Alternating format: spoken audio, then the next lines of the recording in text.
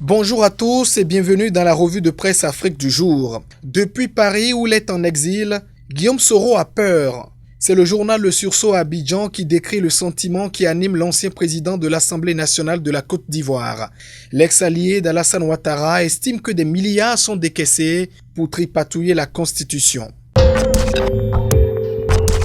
Plus aucun jour ne passe sans que le virus, objet de toutes les attentions, ne revienne au devant de l'actualité. La kyrielle de mesures prises par les pays africains inspire les parutions. Mais le quotidien aujourd'hui constate que les riches ne sont pas mis en quarantaine.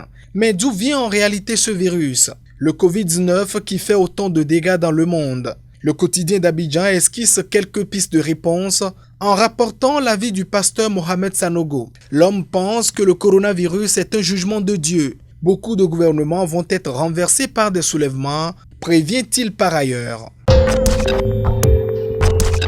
Au Sénégal, les mesures de restriction s'étendent aux lieux de culte et de prière. Les mosquées et les hôtels sont fermés, nous indique le journal LAS.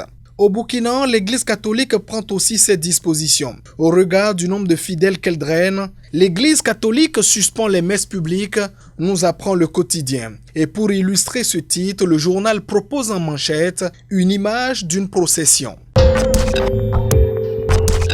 En revanche, au Togo, Faure Gnassingbé ne suspend pas ses activités politiques. Le chef de l'État était en déplacement dans le Nord ce mercredi, ce qui pousse Liberté à s'interroger. S'agit-il d'une banalisation du coronavirus?